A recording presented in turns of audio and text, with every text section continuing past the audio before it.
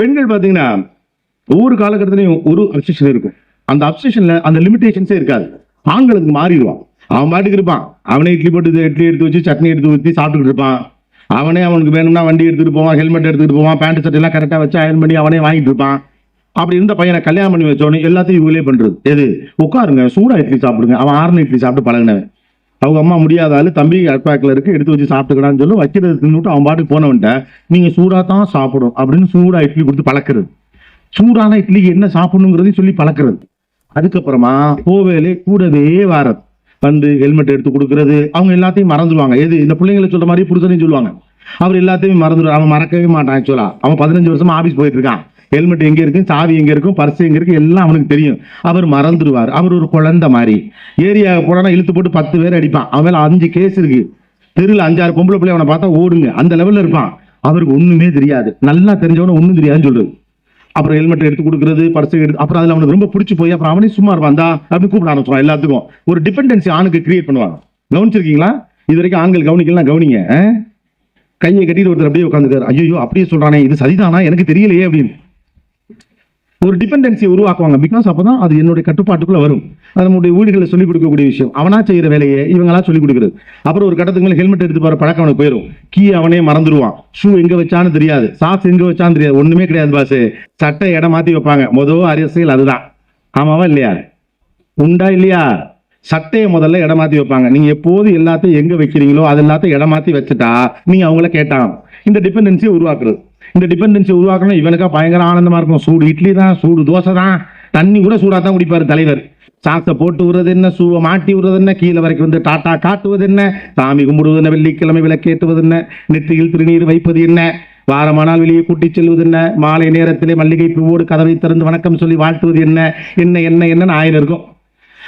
அப்படியே பாத்தீங்கன்னா அதுக்கு முன்னால கொஞ்சம் கட் பண்ணி யோசிச்சு பாத்தீங்கன்னா அதுக்கு முன்னால அவங்க அப்பா புகழ் பாடிக்கிட்டு இருந்திருப்பாங்க. பாக்குறவன் போறவன் வாரவன்றான். எங்க அப்பா எப்படி தெரியுமில, எது சொன்னாலும் அப்பா பத்தி தான் அந்த பொம்பளை பிள்ளைங்களாம் சொல்லுவாங்க. எங்க அப்பா வந்து அப்படி, எங்க அப்பா இப்படி, எங்க அப்பா இப்படி. ஆள் ஓகமா குடிச்ச மாதிரி இருப்பாரு. அவர் வந்து மிஸ்டர் மெட்ராஸ்ன்னு சொல்லுங்க. என்னமோ தெரியல, அதுங்களுக்கு தோணுது. 24 மணி நேரம் அப்பான்னு சொல்லிட்டு இந்த பிள்ளைங்க கட் பண்ணா அதுக்கப்புறம் புருஷன் தான். அவர் என்ன அப்படி பாத்துக்கிறாரு. நானா வந்து கடவுள் எனக்கு கொடுத்த வரம் அவரே, எனக்கு கிடைத்த பொக்கிஷம், எனக்கு கிடைத்த காற்று வானம் பூமின்னு எல்லாம் அவர் தான். இவன் அதை நம்பி ஓ சூப்பர் போல் இருக்கு, நமக்கு லைஃப் முழுக்க தான் நடக்க போகுதுன்னு நினைச்சுக்கிட்டு போனா கட் பண்ணா அடுத்து பாப்பா. குழந்தை உள்ள வந்ததுல இருந்து இவன் மாட்டுக்கு இருந்தவனை இப்ப அப்படியே ஒதுக்குவாங்க.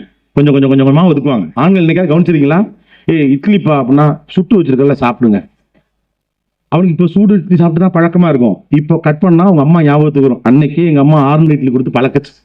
குறுக்க வந்து வேற பழக்கி விட்டு கட் பண்ணா அந்த குழந்தை வர வர வர வர ஆண் ஐசோலேட் ஆகிட்டே இருப்பான். பெண்கள் கவனிக்காத ஒரு விஷயம் என்ன தெரியுமா? ஆண் தனிமைப்படுத்தப்படுவதை பெண்கள் உணர்ந்ததே கிடையாது.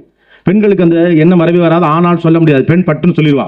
நீங்க எல்லாம் இப்ப முன்ன மாதிரி எங்கிட்ட பேசுறது இல்ல, முன்ன மாதிரி என்னோட பழகிறது இல்ல, எனக்கு நீங்க முக்கியத்துவமே கொடுக்கறது இல்ல, பிள்ளையை நீங்க தொடர்ந்து 2 நாள் தூக்கி கொஞ்ச நாளே உங்களுக்கு இப்ப எல்லாம் பிள்ளையா தெரியுதுன்னா பெண்கள் பட்டுன்னு 3 லட்சம் மாதிரி சொல்லிடுவாங்க. ஆனாலும் சொல்ல முடியாது. ரொம்ப வருத்தப்படுவான். ஆண் ஐசோலேட் ஆகும். I don't know, that's a science. ஆண் ரொம்ப ஐசோலேட் ஆகி ஃபீல் ஆகி அவனால இது பண்ண முடியாது. அதனால பாத்தீங்கன்னா ஆண்கள்லாம் பிள்ளையை அடிச்சு தான் கொஞ்சுவானுங்க. கவனிச்சிருக்கீங்களா இல்லையா? என் இடத்த பிடிங்கி நான் சனியை முட்டவன் அப்படிங்கிறதா அதோடைய நோக்கம். அது வரைக்கும் ராஜா மாதிரி இருந்தவன்லாம் அடுத்து ஒரு குழந்தை பிறந்துச்சு அவ்வளவுதான். இது உட்காந்துக்கிட்டே ஏவும் பவுடர் டப்பாவை எடுங்க, இதை எடுங்க, இதை மாட்டி விடுங்க. அந்த நாப்கின்லாம் அவனுக்கு மாட்டவே தெரியாது, எப்படின்னே தெரியாது. புள்ளைய புடிமாங்க வடாங்க அவனுக்கு நடுங்க கை காலலாம். ஒன்னத்துக்கு ஓவையா உங்க அம்மா உங்களை வளர்க்கவே இல்லை, எங்க அம்மா ஒழுங்காத்தாம வளர்த்துச்சு, நீ தான் இடையில சுடுது நீளாது கொடுத்த. கட் பண்ணோம்னா அந்த பெட்ல படுத்து ராசா மாதிரி இருந்தவனை நீங்க தூங்கியில பாப்பா மேல காலை போடுறீங்கன்னு எட்டி கீழே உதச்சிருவாங்க. அந்த தரையில கிடப்பான். எங்க இருந்தவன் யோசிச்சு பாருங்க. அவன் பாட்டு தரையில தான் படுத்திருந்தான் ரொம்ப காலத்துக்கு முன்னால.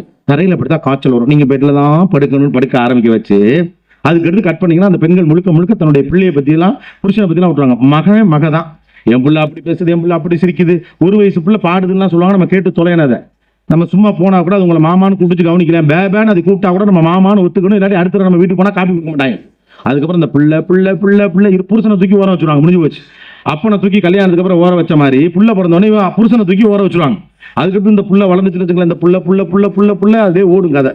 அதுக்கடுத்து அந்த பிள்ளைக்கு ஒரு கல்யாணம் பண்ணுவாங்க. கல்யாணம் பண்ணா அந்த புள்ள ஒரு புள்ள பக்கம் பாருங்க. அதுக்கடுத்து டயலாக மறுநாளே மாத்துவாங்க ஈஸியா. என் உலகமே இதுதான். இவங்கெல்லாம் ஒண்ணுமே கிடையாது. என்ன மகன்லாம் எனக்கு அவனெல்லாம் நான் பாக்குறதே கவலை இல்லை. என் பேரன் தான் எனக்கு எல்லாம் கவலையே பட மாட்டாங்க. யாரு? அப்பா இருந்த இடத்துல புருஷன் இருந்தாரு, புருஷன் இருந்த இடத்துல புள்ள இருந்துச்சு, புள்ள இருந்த இடத்துல பேரை இருப்பான்.